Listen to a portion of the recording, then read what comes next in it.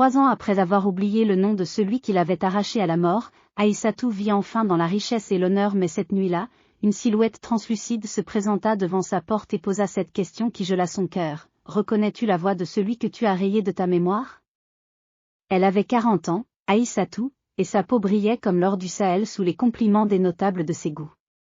Mais cette apparition spectrale, elle la connaissait. Oh oui, elle la connaissait bien. C'était le visage du jeune forgeron, Amadou, celui qu'elle avait juré d'aimer éternellement le jour où il l'avait sauvé des griffes de la hyène famélique. Sauf qu'elle l'avait oublié. Complètement. Et maintenant, il était mort. Et il venait réclamer. Comment en était-elle arrivée là? Comment une femme pouvait-elle effacer de son cœur le souvenir de son propre sauveur? Ses goûts respiraient l'encens et le mil grillé en ce temps-là. Le fleuve Niger gonflait ses eaux lides sous le soleil de juillet, ses rives orangées reflétaient les cases en terre cuite du village.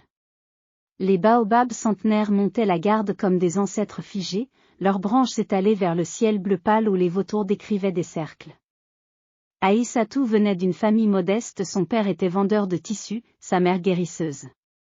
Mais elle possédait ce que les contes disant « elle était belle » ne pourraient jamais suffire à décrire. Ses yeux contenaient la profondeur du fleuve, sa voix était miel et feu. Les jeunes hommes se battaient pour porter ses cruches à l'eau. Amadou, le forgeron, était différent. Ses mains calleuses façonnaient le fer comme d'autres modelaient l'argile. Il travaillait à l'orée du village, dans la forge où résonnait le bruit sec de son marteau depuis l'aube jusqu'au crépuscule. Il n'était pas riche. Il n'était pas beau au sens où l'entendaient ses goûts. Mais il voyait Aïssatou autrement que les autres, non pas comme une proie, mais comme une personne. Il lui parlait de ses rêves, de son désir de créer des outils si beaux qu'il semblerait que les esprits du métal lui dictaient ses coups. 3 ans plus tôt, ce qui était écrit s'était accompli. Ce jour-là, Aïssatou errait seule vers le puits du Nord, celui que les femmes évitaient depuis que la hyène avait été aperçue. Son orgueil l'avait poussée là. Un notable l'avait humiliée en public en suggérant qu'elle n'était qu'une fille de vendeur, indigne de son attention, et elle avait juré d'aller chercher de l'eau au puits interdit pour prouver son courage.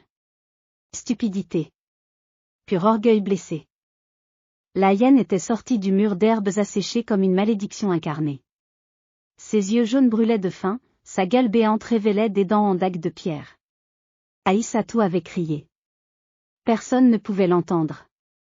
C'est alors qu'Amadou, qui avait fermé sa forge ce jour-là par intuition, avait entendu ce cri qui déchirait l'air comme un coup de tonnerre. Il avait pris la lance de son père. Il avait couru. Et il avait frappé la bête 1 fois, 2 fois, 3 fois, jusqu'à ce qu'elle lâche la robe d'Aïssatou et s'écrase dans la poussière rouge. Elle l'avait regardé, hébétée. Il avait souri, tout simplement. N'aie pas peur. Je suis là. Mais personne ne savait qu'Amadou lui avait donné bien plus que la vie ce jour-là. Il lui avait donné une seconde chance, une dette envers les esprits, une promesse murmurée au clair de lune, tu dois vivre mieux que moi pour que cette vie compte. Les jours suivants, Aïssatou était restée sous le contrôle d'Amadou. Ou du moins, c'est ce qu'elle croyait. Il venait chaque soir sous le baobab du village, lui apportait des remèdes que sa mère préparait pour ses plaies. Il lui lisait des histoires. Il attendait patiemment qu'elle guérisse, sans rien exiger, sans rien attendre.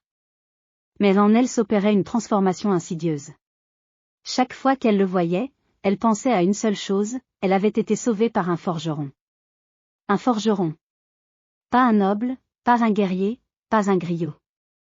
La honte montait en elle comme la sève dans le baobab au printemps. Elle qui rêvait d'une vie au-dessus de sa condition, elle qui avait murmuré au clair de lune les noms des riches commerçants de Tombouctou, voilà qu'elle était liée par la gratitude à un artisan. Je ne peux pas aimer quelqu'un qui me rappelle constamment mon propre risque, pensa-t-elle, ne comprenant pas que c'était là son défaut fatal, cette incapacité à voir au-delà des apparences, cette faim dévorante d'élévation qui lui faisait oublier l'essence même de ce qui mériterait d'être aimé. 6 mois plus tard arriva Koumela, le marchand de Tombouctou. Il était riche, oui, mais ce n'était qu'une façade. Ses caravanes traversaient le désert, ses pièces d'or cliquetaient dans ses coffres, ses vêtements étaient de couleurs interdites au commun. Il remarqua Aïssatou lors d'une fête, et pendant 3 semaines, il la courtisa avec la constance d'une mouche sur du miel. Amadou vit tout cela. Il vit Aïssatou rire plus fort, s'arranger davantage, regarder Koumela comme si le ciel avait descendu les étoiles dans ses yeux. Une nuit, il vint la trouver et dit simplement, « Je t'ai sauvée autrefois. Laisse-moi te sauver encore une fois, cet homme ne t'aime pas. Il aime ton reflet dans ses rêves de conquête. » Aïssatou répondit, « Tu ne comprends pas. Cet homme me propose une vie. Toi, tu me rappelles seulement ce que j'ai failli perdre. Je ne veux pas d'une vie construite sur la peur. » Amadou s'en alla. Et elle ne le revit jamais. Du moins, pas de son vivant. Koumela l'épousa en grande cérémonie. Il l'installa dans une demeure magnifique avec des murs peints de motifs géométriques, une cour ombragée par des palmiers dattiers, des servantes à son service. Elle devint riche, admirée, enviée. Elle porta les boubous les plus fins, les bijoux les plus éclatants. Et Amadou? Elle l'oublia. Ou plutôt, elle força son esprit à l'oublier, comme on repousse un rêve mauvais au matin. Chaque fois que son souvenir refaisait surface, un son de marteau au loin, une main calleuse dans la foule, elle le noyait dans du vin de palme ou dans les rires des banquets nocturnes. Les années passèrent. 3 ans exactement. 3 ans d'une vie dorée mais creuse. Et puis vint la nouvelle, Amadou avait contracté la fièvre de la mouche tsetse en voyageant au sud. Il était mort en silence, comme il avait vécu. Presque personne ne le remarqua. Lui qui avait façonné les outils les plus magnifiques de toute la région, qui avait aimé une femme assez pour la laisser partir, qui avait choisi la noblesse plutôt que la vengeance. Mais les ancêtres, eux, avaient remarqué. Et ils n'aimaient pas l'ingratitude. Cette nuit-là, Aïssatou ne dormait pas. Elle tournait sur sa couche de coton fin, étouffée par une angoisse sans nom. Koumela voyageait, comme toujours. Elle était seule dans cette demeure qui ressemblait de plus en plus à une prison dorée. Et puis la température chuta. L'air devint dense, lourd d'une présence. Les bougies vacillèrent bien qu'il n'y ait pas de vent.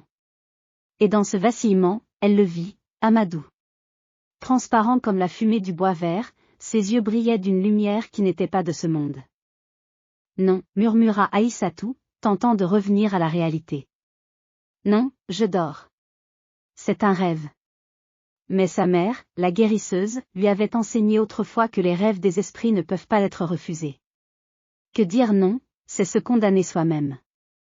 Je ne suis pas ici pour te punir, dit la vision d'Amadou, sa voix comme l'écho d'un tam-tam très lointain. Je suis ici parce que quelque chose en toi me maintenant de l'intérieur, et tu ne le sais pas encore. Des larmes versaient sur les joues d'Aïssatou. Je n'ai pas voulu t'oublier. C'était plus facile que... Que quoi? Demanda l'esprit, et ce fut Aïssatou elle-même qui comprit la réponse. Que de reconnaître que le vrai courage, ce n'était pas d'élever sa condition. C'était de rester fidèle à celui qui avait risqué sa vie pour toi, même surtout quand il n'avait rien à t'offrir que son cœur. Et alors, l'esprit parla encore, tu portais en toi les graines de ce que je voyais en toi autrefois. Mais tu as choisi la réflexion dans les yeux d'un riche plutôt que ta propre essence. Maintenant, regarde ce que tu es devenu. Aïssatou se leva, traverse le palais, arriva au miroir d'eau douce qu'on lui apportait chaque matin. Et dans ce reflet, elle ne vit pas une femme riche et admirée. Elle vit une âme vide, creuse, et vidée de tout ce qui la rendait vivante. Elle vit une femme qui avait échangé son humanité contre de la poudre d'or. L'esprit disparut alors, mais non sans laisser une dernière phrase, celle qui résonna dans ses os comme le cri de la hyène autrefois, celui qui te cherche dans l'obscurité mérite mieux que d'être enterré seul. À l'aube, Aïssatou avait pris sa décision. Elle quitta la demeure de Koumela sans rien prendre que son voile. Elle traversa Ségou en direction de la forge d'Amadou. Le lieu était désert, l'âtre éteint depuis 1 an.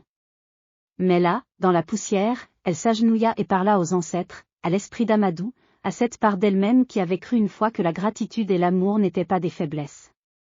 Elle reconstruit la forge de ses propres mains. Elle apprit le métier de forgeron en étudiant les outils que son bien-aimé avait laissés. Et chaque lame qu'elle frappa, chaque arme qu'elle trempa dans l'eau, portait l'intention, c'est pour toi. C'est pour celui que j'ai oublié. Les femmes du village commencèrent à venir la voir. Elle cherchait ses outils, ses créations. Elle partageait ses revenus avec les pauvres du quartier. Elle enseigna à d'autres jeunes femmes à forger, à se suffire à elles-mêmes, à ne pas attendre d'être sauvées par des hommes, mais à être leur propre sauveur. Les années passèrent, et Aïssatou devint une légende vivante. Elle refusa les propositions de mariage, disant simplement « Je suis mariée à la rédemption ». Les ancêtres approuvaient. On pouvait le voir dans la façon dont ses créations semblaient porteuses d'une grâce surhumaine. Et une nuit, 3 ans après son retour à la forge, Aïssatou rêva. Cette fois, ce n'était pas une apparition fantomatique. C'était un rêve bienveillant. Elle vit Amadou dans les champs d'or du royaume des ancêtres, enfin en paix, souriant. Il lui prit la main et murmura « Tu as tenu ta promesse. Maintenant, nous sommes égaux. » Elle se réveilla avec le cœur léger pour la première fois depuis 4 années. 3 nuits plus tard, aucune silhouette translucide ne revint. À la place, il y eut un silence béni, celui que ressentent les âmes qui ont enfin trouvé la paix. Les jeunes filles du village commencèrent à se raconter l'histoire d'Aïssatou, celle qui avait oublié son sauveur et qui l'avait payé en redevenant elle-même. Et voilà ce que les ancêtres voulaient que vous sachiez, la richesse qui nous gonfle sans nous nourrir est une tombe dorée. Celui qui t'aime sans te demander que tu changes n'est jamais vraiment oublié, il vit dans chaque acte de rédemption que tu commets ensuite. Et si tu cherches à t'élever en piétinant ceux qui t'ont tendu la main, tu ne monteras jamais assez haut pour échapper à ta propre ombre. Comme le dit le proverbe mandingue, celui qui oublie la source oublie aussi qui il est. Ou comme le répètent les griots de Tombouctou, la hyène dévore le corps du oublieux, mais c'est l'orgueil qui dévore son âme. Et Aïssatou forgeait encore, bien longtemps après, ses mains criblées de cicatrices dignes de médailles, ses lames portant des marques qui ressemblaient à des bénédictions. Car elle avait appris ce qu'aucune richesse n'aurait pu lui enseigner, que l'amour véritable est la seule arme qui survit à la mort, et que celui qui se souvient de son sauveur se sauve lui-même 1000 fois. Voilà ce que je voulais vous dire ce soir. Voilà ce que les ancêtres chuchotent aux jeunes filles de Ségou quand la lune est pleine, n'oubliez jamais celui qui vous a aimé avant que vous ne valiez quelque chose. Si vous avez aimé, abonnez-vous pour ne manquer aucune de nos prochaines vidéos.